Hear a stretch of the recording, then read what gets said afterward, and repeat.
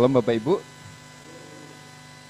Bersyukur ya Tuhan memberkati setiap kita, dan pada bulan ini kita masuk di minggu yang pertama, dan kita tahu betapa Tuhan sudah memberkati kita sepanjang bulan Maret Bapak Ibu ya, dan kita bersyukur untuk penyertaan Tuhan, dan pagi hari ini kita kembali menikmati berkat-berkat Tuhan sepanjang bulan ini. Biar Tuhan senantiasa menunjukkan penyertaannya di dalam hidup kita ya. Dan tema kita pada bulan ini Bapak Ibu, minggu pertama kita mau belajar tentang kuat di dalam Tuhan ya. Saja Bapak Ibu untuk membaca firman Tuhan di dalam Efesus pasal yang ke-6 Bapak Ibu.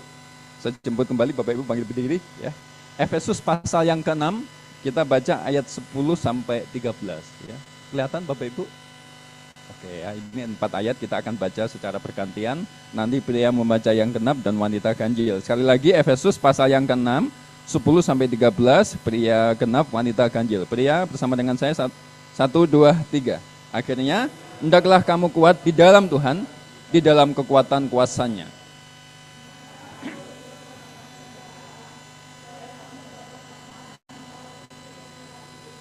Karena perjuangan kita bukanlah melawan darah dan daging, tetapi melawan pemerintah-pemerintah, melawan penguasa-penguasa, melawan penghulu-penghulu dunia yang gelap ini, melawan roh-roh jahat di udara.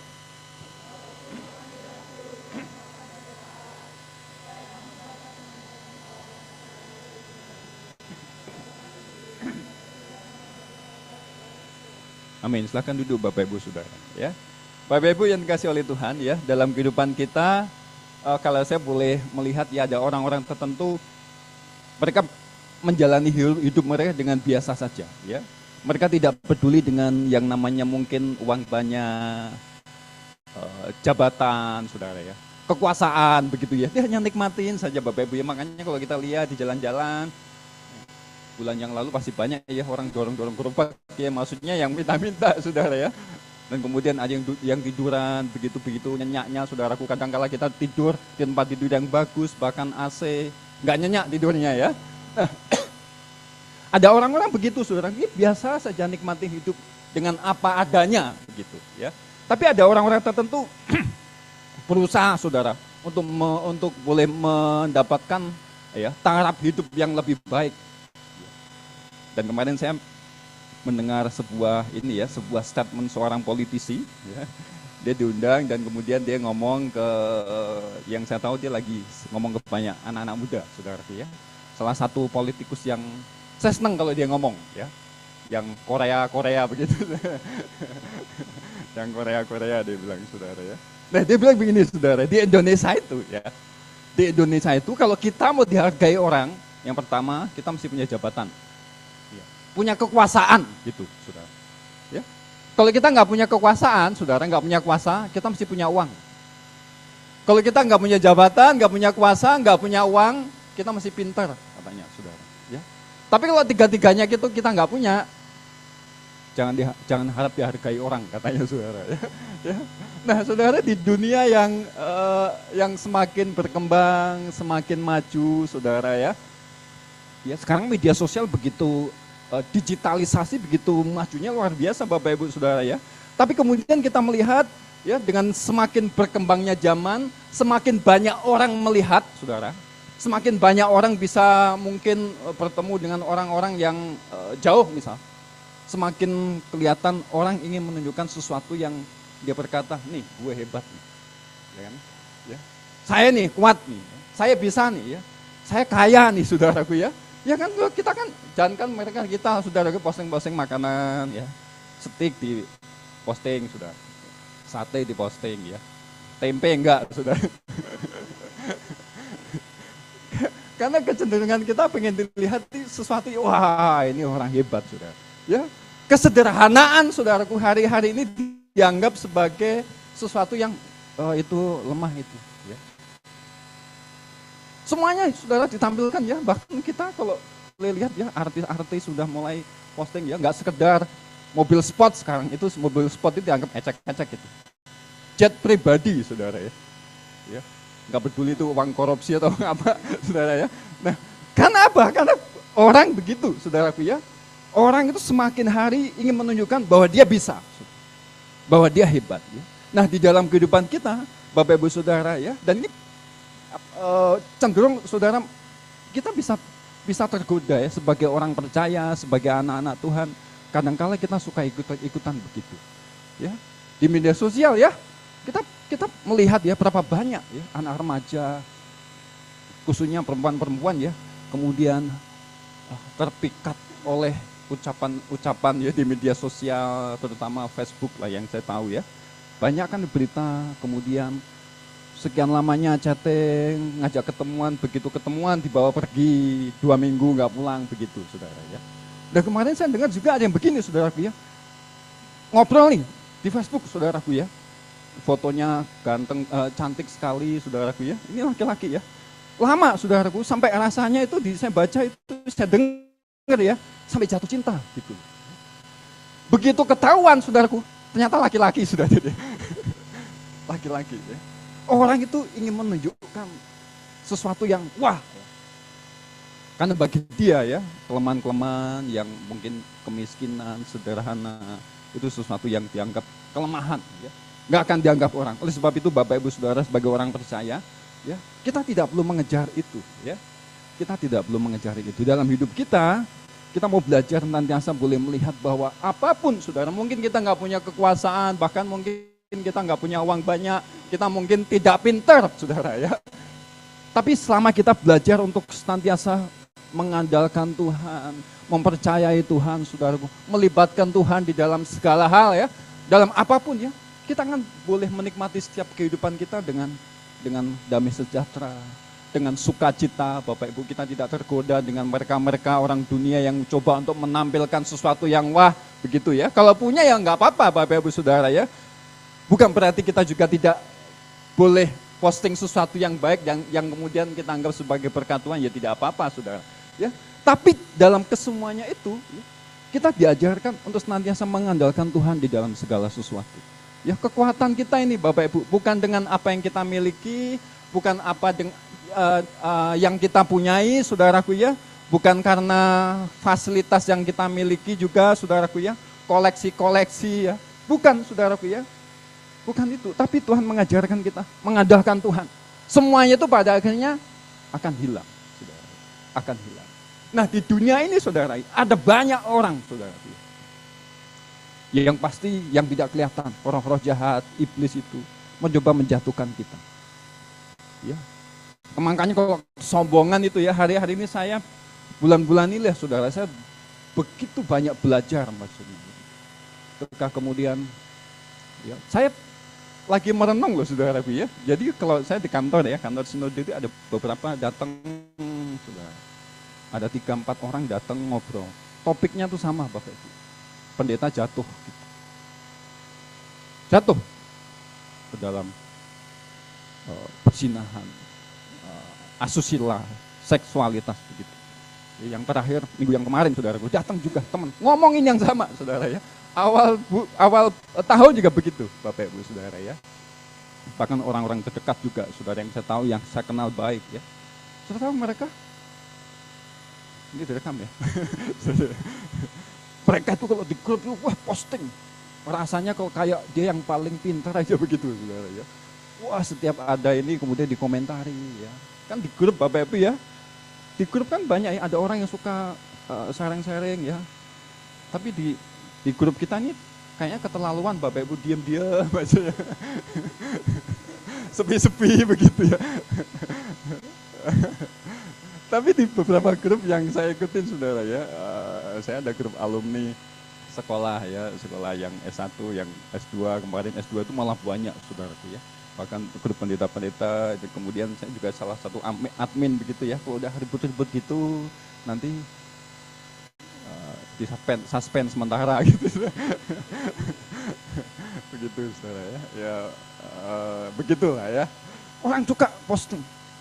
Kadang orang-orang suka terganggu ya, Pak Sujud ini kok begini terus sih. Ya nggak apa-apa lah Pak, yang penting masih baik-baik saja ya. Ngomongnya nggak ngelantur ya. Kadang kala ada kebablasan Bapak Ibu ya. Saya nggak tahu ya, mungkin maksudnya mau dihapus bagaimana forward ya. Pendeta Bapak Ibu forward video-video yang tidak benar gitu ya. Saya nggak tahu ya. Karena mungkin udah lanjut sih ya. Ada orang-orang tertentu bulan-bulan ini saudara. begitu menunjukkan kegagahannya, kemudian jatuh. Jatuhnya di topik-topik yang sama. Dan saya banyak belajar, saudara ya. Makanya kita di dalam Tuhan itu ya, terus kita andalkan Tuhan. Tuhan berkati kita, Bapak Ibu, tetapi berkat itu bukan untuk menyombongkan diri. Ya, pamer diri gitu maksudnya. Kita bisa saja orang tulus bersyukur, saudara ya, tapi ada orang-orang tertentu rasanya pamer, merasa dia lebih hebat, merasa lebih diberkati begitu Bapak Ibu. Ya. Jadi hati-hati dengan itu. Oleh karena itu, mari kita mengandalkan Tuhan di dalam segala sesuatu, apapun, saudara. Ya, berkat-berkat, bahkan orang-orang terdekat kita yang Tuhan kasih ke kita. Bukan kemudian kita berkata untuk menyombongkan diri, tidak, Bapak Ibu. Itu berkat Tuhan. Dan senantiasa kita boleh melihat Tuhan yang memberkati kehidupan kita. Dan ini menjadi sebuah ancaman bagi kita, Bapak Ibu. Ketika kemudian kita merasa diberkati, jadi sombong, hati-hati. Ya, hati-hati. Kuasa gelap iblis itu selalu mencoba menjatuhkan kita. Nah, bagian firman Tuhan ini Bapak Ibu ya. Jadi tema kita kuat di dalam Tuhan ini bicara tentang bagaimana Tuhan senantiasa mengajarkan kepada kita. Untuk kita senantiasa buka mata. Ya, tidak tertidur maksudnya. Ya, rohaninya itu terus siap. Kita tidak tahu. Ya, bisa jadi saudara ya, kita tahu atau tidak tahu ada orang-orang ya, mungkin yang kita bisa lihat. Ketika kita kemudian jatuh, mereka senang saudara. Mereka mungkin mengharapkan kehancuran kita, mengharapkan mungkin kejatuhan kita, Bapak Ibu Saudara ya. Kuasa gelap iblis pasti saudara ya, ujung-ujungnya setiap orang percaya anak Tuhan ketika jatuh, nggak percaya lagi sama Tuhan. Ya. Oleh karena itu kita terus mewaspadai ini di dalam kehidupan kita. Bagian firman Tuhan ini Bapak Ibu Saudara ya, ketika Paulus bicara kepada jemaat di Efesus, dia menunjukkan ada satu musuh yang gak kelihatan. Musuh yang gak kelihatan. Ya, yaitu adalah kuasa kegelapan itu, iblis itu. Karena perjuangan kita bukanlah melawan darah dan daging, tetapi melawan pemerintah-pemerintah, melawan penguasa-penguasa, melawan penghulu-penghulu dunia yang gelap ini, melawan roh-roh jahat di udara. Ini perlu kita sadari dalam hidup kita ya. Digitalisasi ini saudara ya, yang semakin berkembang ya. Iblis itu tidak menunjukkan sosoknya seperti apa, sundel bolong, pocong begitu ya. Yang saya tahu film Indonesia yang itu malah ini ya, penontonnya banyak saudara ya. Apalagi saudara ya. Yang hantu-hantu begitu saudara ya. Saudara bayangkan ya, kalau mereka datang ke kita bisa ketakutan mungkin, saudara. Ya, jangankan nggak kelihatan ya, jangankan kelihatan wujudnya, nggak kelihatan aja kita udah takut, saudara ya. Kamar mandi malam-malam di rumah sendiri bisa takut, gitu. Ya, apalagi menunjukkan sosoknya, wah, gitu ya, serem gitu. Tapi setan itu nggak begitu, saudara. Percaya sama saya. Ya. Itu bisa ya, bisa sekali dua kali, memang ada Bapak Ibu. Tapi iblis itu nggak begitu. Iblis itu ya bisa jadi ya diskon Shopee, bukan bukan gitu saudara.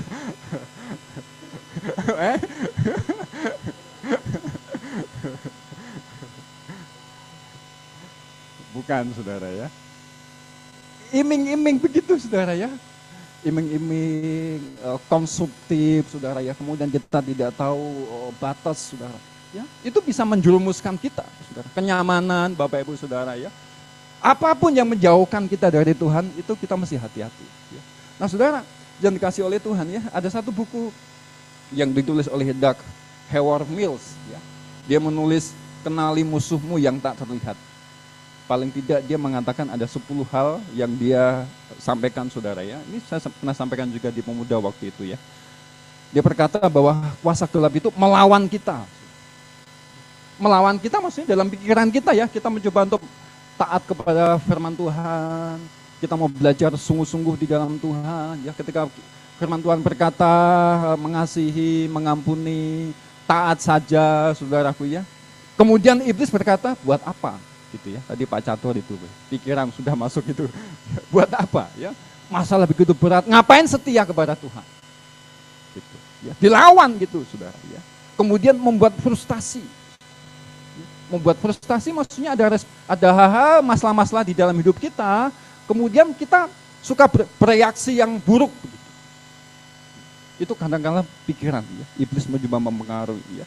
Kemudian menghalangi orang untuk senantiasa hidup di dalam rencana Tuhan, ya, dalam ketaatan, mencobai, saudara, ya, menakut-nakuti, kemudian muncul kekhawatiran, ketakutan, ya, memperdaya, saudaraku, ya, menghilangkan damai sejahtera.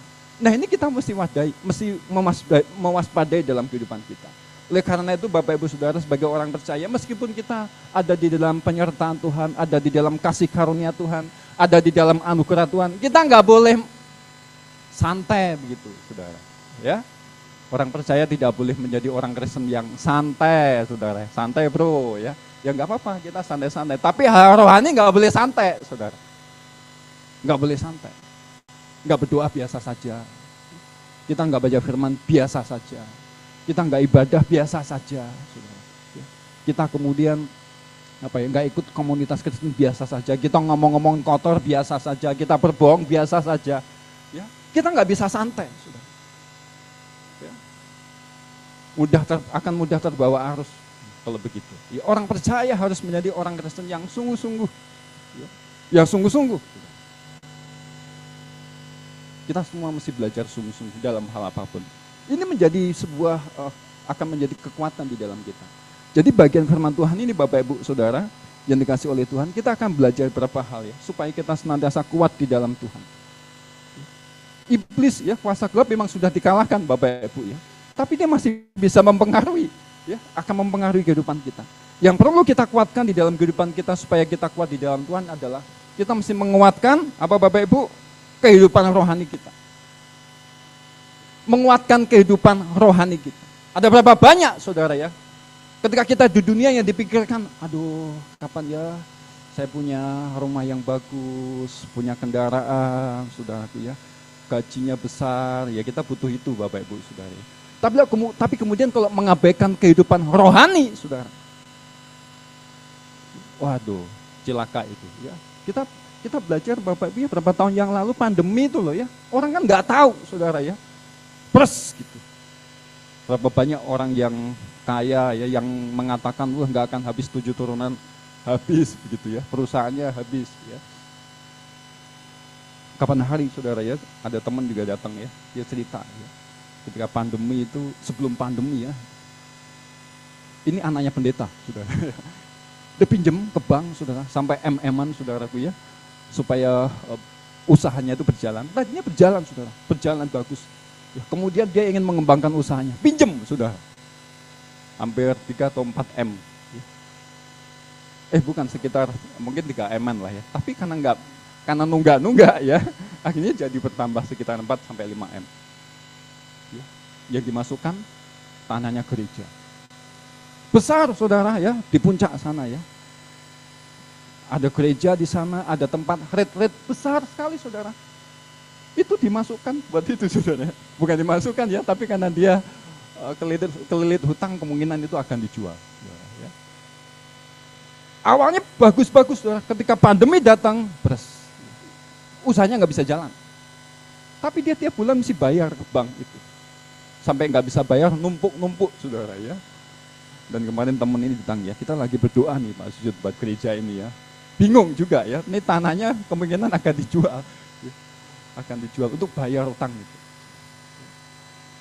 Kekuatan rohani itu penting, saudara. Dikatakan begini, ya, hendaklah kamu kuat di dalam Tuhan, di dalam kekuatan kuasanya, ya. Ada terjemahan bahasa Indonesia sehari-hari lebih bisa dimengerti, saudara. Dikatakan begini, akhirnya hendaklah kalian menjadi kuat dengan kekuatan yang kalian dapat dari kuasa Tuhan, karena kalian bersatu dengan Dia. Bersatu dengan Dia. Ya, jadi kata dikuatkan itu dalam teks Yunaninya itu endu damoiste. Coba ikuti saya Bapak Ibu, endu damoiste. Endu damoiste. Jangan kaget loh dengan saya dengan istilah-istilah yang asing Bapak Ibu, ya. Tapi nggak apa-apa, nggak perlu dihafal saudara, ya. Saya takutnya saudara pengen ngafal itu jadi lupa semua khotbahnya, ya. Jadi endudamoiste ini bicara tentang apa, ya? Ketika kita punya Tuhan itu kasih kita kekuatan, dan kekuatan itu akan Tuhan perdayakan dalam hidup kita. Diperdayakan, bukan berdaya, tapi diberdayakan, saudara. Bagaimana ketika Tuhan kemudian memberi kita kekuatan, Bapak Ibu Saudara, kita secara aktif ya, kita bisa menghadapi. Kita punya kekuatan, kita punya kemampuan, saudara. Ya, kemarin kita pemuda belajar, saudara ya. Kenapa orang bisa takut dan khawatir? Alasan mendasarnya, saudara, karena kita nggak tahu apa yang terjadi, saudara. Kalaupun kita tahu, kemudian mikir lagi, bisa nggak ya, sanggup nggak ya menghadapi? Kemudian kita mengalami ketakutan dan kekhawatiran. Tetapi ketika dikatakan ya, hendaklah kamu kuat di dalam Tuhan, itu ada satu kekuatan yang Tuhan memampukan kita, Bapak Ibu Saudara. Apapun itu, ya khususnya dalam kita menghadapi ya pengaruh-pengaruh kuasa gelap, pengaruh-pengaruh kuasa gelap. Jadi dalam kehidupan kita sehari-hari, Bapak Ibu ya, sebagai orang percaya, di dalam Alkitab ada beberapa hal yang menunjukkan bahwa ada orang duniawi, manusia duniawi itu yang mereka tidak percaya Tuhan, saudara. Ya, semuanya yang tidak percaya Tuhan, duniawi. Ya. Walaupun mungkin sembahannya yang diakui berbeda, duniawi. Ya. Kemarin itu juga cerita, saudara. Ada satu tokoh public figure di medsos lah ya, ngomong masuk surga itu nggak hanya percaya Yesus ya. Siapa saja bisa, gitu ya. Percaya siapa saja bisa. Ya, kira-kira begitulah intinya ya. Itu karena kedaulatan Tuhan ya. Tuhan mau bawa orang masuk ke surga atau tidak, ya. Tidak harus selalu jadi orang Kristen, katanya begitulah. Kira-kira begitu ya. Itu ya salah, Bapak Ibu ya. Sesat itu maksudnya ya. Enggak ada ya. Tuhan mengatakan, saudara, kalau kita mau ke surga ya mesti percaya kepada Tuhan. Ya. Orang duniawi, saudara, apapun itu. Ya. Kemudian ada orang Kristen ya, yang bayi rohani, yang baru percaya Tuhan, saudara, mau belajar mengenal Tuhan. Kemudian ada orang Kristen dewasa dalam tahap hidupnya, saudara, sudah mulai terbeban dalam pelayanan, saudara, itu kedewasaan rohani. Tapi ada orang-orang Kristen yang stagnan gitu, nggak bertumbuh-tumbuh, saudara, nggak bertumbuh-tumbuh. Ya begitu saja, saudara, begitu saja. Dan ini mengajarkan kepada kita, Bapak Ibu, untuk memperhatikan kehidupan rohani apa yang sedang kita hidupi. Kita mesti bertumbuh, Bapak Ibu Saudara. Ya. Kita bisa melihat ya, merenungkan, saudara, pertumbuhan kita itu cirinya apa sih, Bapak Ibu Saudara? Ya. Mungkin kita nggak kelihatan, bisa jadi, saudara, ya, yang pelayanan, yang berdiri di tempat ini juga ya, termasuk saya, Bapak Ibu, nggak bisa melihat kehidupan rohani itu seperti apa ya, yang kelihatan begitu ya. Tapi paling tidak secara pribadi kita bisa menilai ya, apakah saya mempunyai kerinduan itu, berdoa kepada Tuhan, sungguh-sungguh di dalam Tuhan, beribadah kepada Tuhan. Kalau kita nggak punya itu, saudara ya, kita bisa stagnan di sini, nggak bertumbuh hidup kita, nggak bertumbuh. Ini menjadi perenungan, saudara ya, 2, 3, 4 dalam kehidupan kita. Apakah kita sungguh-sungguh mau membangun kehidupan rohani kita, Bapak Ibu Saudara ya? Mau menguatkan roh kita, Bapak Ibu. Oleh karena itu ya, Paulus kepada Timotius juga menasihatkan ya. Saya ambil dari terjemahan firman Allah yang hidup. Dikatakan begini. Kita baca sama-sama, Bapak Ibu ya. 1, 2, 3. Latihan-latihan jasmani itu baik, tetapi latihan rohani itu jauh lebih penting dan merupakan daya pendorong dalam segala yang kau lakukan. Jadi latihlah diri secara rohani dan jadilah orang Kristen yang lebih baik. Karena hal itu tidak saja bermanfaat dalam hidupmu sekarang ini, tetapi juga dalam hidupmu yang akan datang. Ya. Perhatian, saudaraku ya, Paulus menasihatkan kepada Timotius, ya, supaya Timotius juga sampaikan kepada jemaat di Efesus pada waktu itu. Yang prioritas nih, rohani, saudara. Mesti dikejar itu. Yang jasmani, ya kita perlu juga, saudara. Jasmani perlu juga, saudara ya. Tapi Paulus kemudian mengatakan, yang kerohanian ini penting. Mesti dikejar. Ya, mesti dikejar. Oleh karena itu, Bapak Ibu Saudara, ya, apapun keadaan kita ya, kita terus ya belajar untuk senantiasa melihat kebutuhan terpenting dalam hidup kita. Ya, kerohanian itu. Itu yang pertama, Bapak Ibu Saudara ya. Kalau kita mau kuat di dalam Tuhan, ya kita benar-benar memprioritaskan kehidupan rohani kita juga dalam hidup kita. Kita mulai periksa hari-hari kita, doa kita, saat teduh kita, saudara, kerinduan ibadah kita, ya hal rohani. Ya. Jangan menyepelekan, saudaraku ya. Jangan tidak menghargai hal-hal rohani. Ya.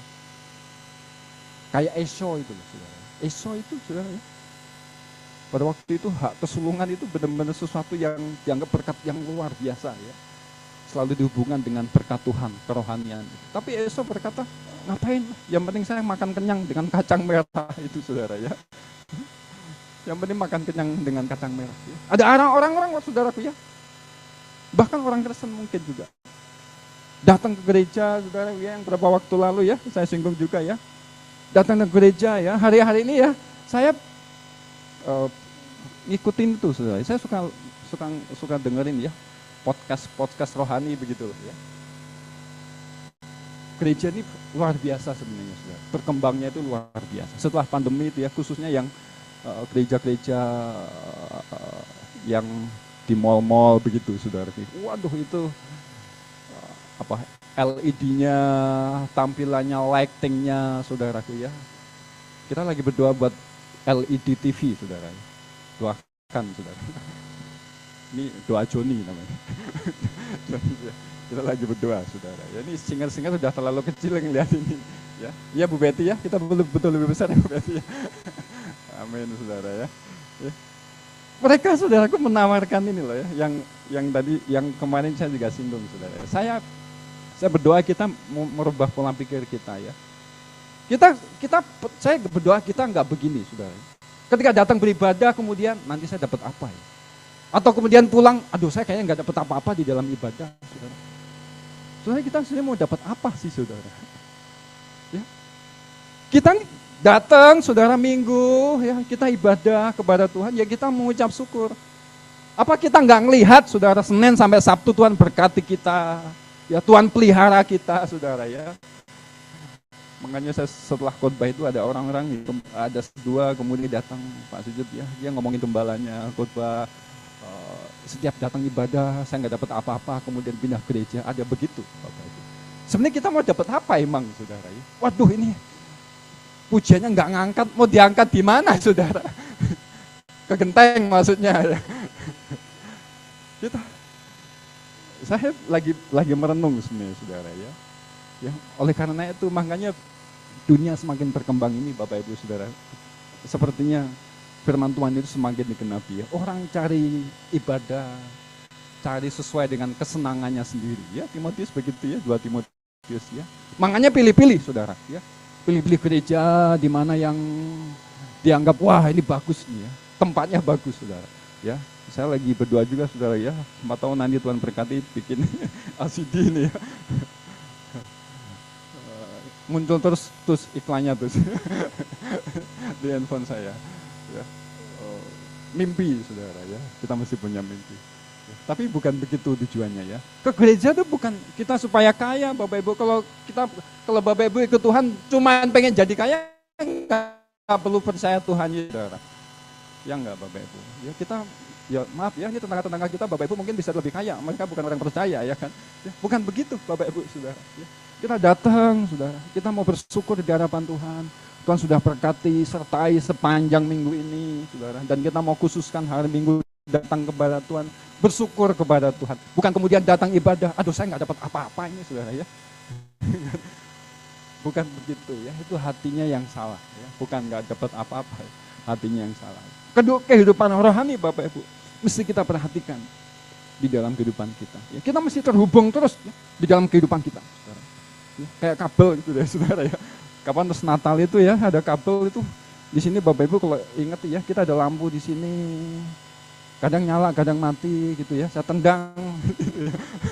Nyala lagi, nggak lama mati lagi, tendang lagi, saudara ya. Tendang aja, saudara ya. Itulah terakhir kali dia hidup, saudara. Ternyata ada kabelnya nggak nyambung, saudara. Jadi mungkin disenggol dikit, nyambung gitu ya. Kemudian lepas lagi, putus lagi. Kayak hubungannya nggak jelas gitu, saudara. Kayak hubungan kalian anak-anak muda ini nggak jelas, saudara. Ya. Kita dengan Tuhan itu terus terhubung, saudara. Terhubung ya dari Senin sampai Minggu ya. Kita kan berdoa tidak harus, tadi Pak Catur juga singgung ya, kan nggak harus tutup mata, lipat tangan, masuk kamar, apapun. Ya. Yang sering saya katakan ya, semakin banyak waktu yang kita gunakan ya kita nyembah Tuhan dalam hati, komunikasi dengan Tuhan. Tuhan, ini besok masak apa ya? Saudara. Nggak apa-apa, saudara, kita ajak Tuhan ngobrol dalam hati itu. Ketika itu terus kita lakukan, saudara. Atau mungkin pujian-pujian, saudara ya. Pujian ya, di mobil, di motor mungkin ya. Itu kesempatan pikiran-pikiran kotor itu, saudara, semakin kecil gitu. Karena kita lagi sibuk sama Tuhan ya, terhubung dengan Tuhan. Tapi kalau kita kasih celah, saudaraku ya, wah, bisa masuk. Celahnya mungkin ngelamun, saudara ya. Tapi memikirkan terhubung dengan Tuhan, itu akan membuat kerohanian kita semakin hari semakin dikuatkan ya. Amin Bapak Ibu, mulai dari sekarang ya, apapun itu Bapak Ibu, kita boleh berdoa kepada Tuhan ya. Ngobrol ya, tadi Pak Catur ngobrol dengan Tuhan, kayak ngobrol dengan Tuhan. Yang kedua, saudara, mesti komitmen di dalam ketaatan ya. Harus komitmen di dalam ketaatan. Ayat ini ya, di dalam ayat 13. Ayat 11, saudara, dikatakan begini. Kenakanlah seluruh perlengkapan senjata Allah supaya kamu dapat bertahan melawan tipu muslihat iblis. Ya. Jadi supaya kuat di dalam Tuhan, kita mesti mengenakan yang namanya, saudara, perlengkapan senjata Allah. Ya, supaya kamu dapat bertahan melawan tipu muslihat iblis. Dan ayat 13 dikatakan, sebab itu ambillah seluruh perlengkapan senjata Allah supaya kamu dapat mengadakan perlawanan ya, pada hari yang jahat itu dan tetap berdiri sesudah kamu menyelesaikan segala sesuatu. Ya, maksudnya apa Bapak Ibu Saudara? Ya, kalau kita melihat bagian ini, saudara, kemudian kita akan menemukan di sana ada sebuah rincian-rincian yang Paulus katakan ya. Ada ikat pinggang, ada baju jira, saudaraku, ada kasut, ada perisai, saudara, ada ketopongan, ada pedang roh. Gitu ya. Saya nggak bahas satu-satu ya, nanti bisa sampai jam 2 nanti, saudara. Nanti kelamaan, saudara ya. Saya suka disinggung istri, kelamaan bebannya. Nah ini bicara apa sih Bapak Ibu Saudara ya? Ikat pinggang, ya, ikat pinggang kebenaran, kasut ya. Kerelaan memberitakan Injil, saudara, baju cirah keadilan. Ini semuanya mesti kita pakai. Jadi kalau boleh disimpulkan, saudara, ini tujuannya untuk apa, saudara? Ya. Tujuannya dari perlengkapan Allah adalah menutup setiap celah kehidupan kita dari kesempatan-kesempatan musuh menjatuhkan hidup kita. Ada kuasa gelap, saudara, ada kedagingan ya, yang mencoba mempengaruhi kita, yang mencoba menjatuhkan kita, Bapak Ibu, yang mencoba menjauhkan kita dari persekutuan dengan Tuhan. Ya, ini saudaraku ya, supaya kita pakai itu ya. Jadi gambaran tentara itu ya Bapak Ibu Saudara, orang Romawi dulu ya. Bahkan kita juga banyak nonton lah film-film ya, semacam film-film ya, kalau di Indonesia film kolosal, film perang-perang begitu ya. Itu pakai perlengkapan senjatanya tuh lengkap ya, dari helm, perisai, kemudian bajunya baju yang anti tembus begitu Bapak Ibu Saudara ya, tembus pedang ya. Semuanya lengkap sampai nggak ada celah. Ya, mungkin celah-celahnya di bagian-bagian tertentu begitu. Saudara. Ini tujuannya supaya apa? Supaya nggak ada celah, saudara. Celah-celah yang membawa kita jauh daripada Tuhan. Ya. Efesus pasal 4 ayat 27. Dan janganlah beri kesempatan kepada iblis. Dan janganlah beri kesempatan kepada iblis. Dan ini bicara tentang kuasa gelap itu, saudara ya. Jadi setan itu tidak kemudian mempengaruhi satu orang, nggak berhasil, dia pergi, nggak begitu Bapak Ibu. Dia terus di situ ya, terus di situ. Kapan ini?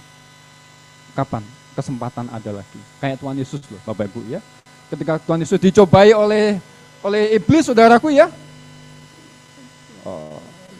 Ketika puasa, saudaranya, kemudian tidak berhasil. Alkitab berkata, kemudian kuasa gelap itu ya, iblis itu pergi, dan Alkitab berkata menunggu waktu yang tepat. Kayak kita, saudara. Ya, kesempatan, saudara. Ya, iblis mencoba menjatuhkan kita. Ya, oleh karena itu, tidak ada cara lain untuk kita senantiasa dekat kepada Tuhan, supaya kita kuat. Ya, jadi karena itu, tunduklah kepada Allah dan lawanlah iblis, maka ia akan lari daripadamu. Ini bicara tentang apa Bapak Ibu? Kita taat, komitmen di dalam kebenaran, tunduk kepada Allah. Kadang kita tergoda, saudara. Ya, ketika masalah berat, persoalan hidup menekan hidup kita, saudara, ya. Kita tergoda untuk tidak taat, saudara. Kita tergoda kecewa, kita tergoda menjauh daripada Tuhan. Tapi ketika Paulus berkata ya perlengkapan senjata Allah kita pakai, ini bicara tentang apa? Ketaatan kita, saudara, komitmen kita di dalam kebenaran terus, ya. Kita lakukan hal yang berkenan di hadapan Tuhan. Yang tadi saya katakan Bapak Ibu Saudara, ya, kita senantiasa membangun hubungan dengan Tuhan. Yang ketiga, bukan yang ketiga, yang terakhir, saudara. Supaya lebih menenangkan Bapak Ibu Saudara, ya. Senantiasa berdoa. Ini di perikop yang sama di ayat yang 18, saudara, ya. Baca sama-sama Bapak Ibu, 1, 2, 3.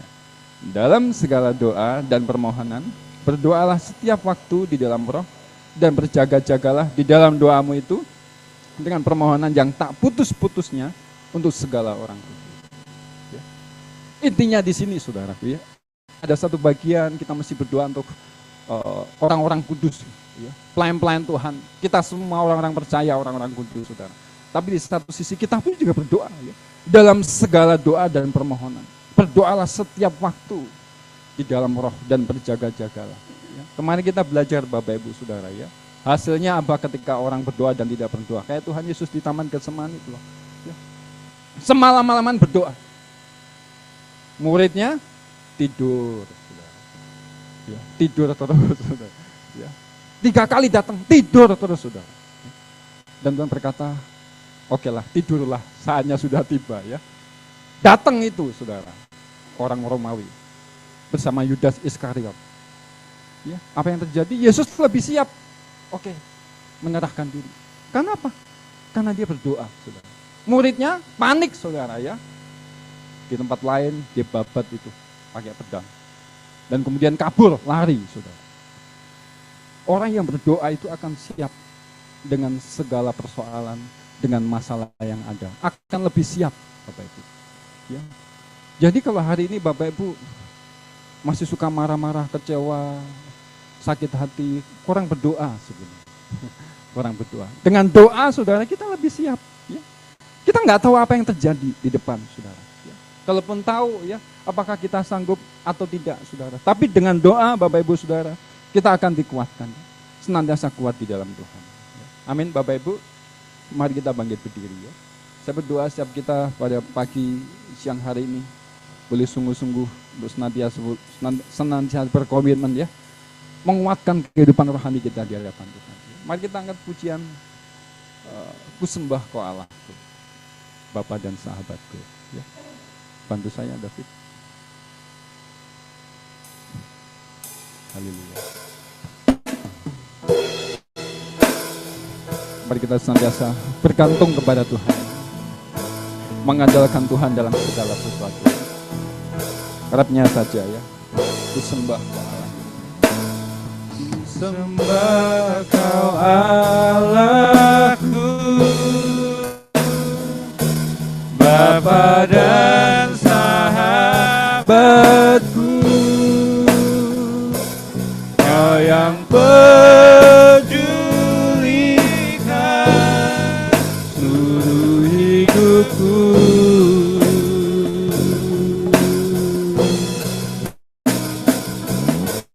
Walau lewati lembah, aku tak ditinggalkan. Yesus kekuatan di hidupku. Kami mau sembah Engkau Tuhan. Haleluya. Ku sembah Kau Allahku, Bapa dan sahabatku, Kau yang pedulikan seluruh hidupku. Haleluya. Walau lewati lembah, aku tak ditinggalkan. tinggalkan. Yesus kekuatan, Yesus kekuatan di hidupku. Yesus kekuatan di hidupku.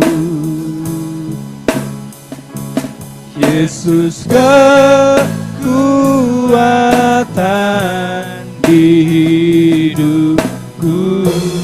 Yesus kekuatan di hidup kami.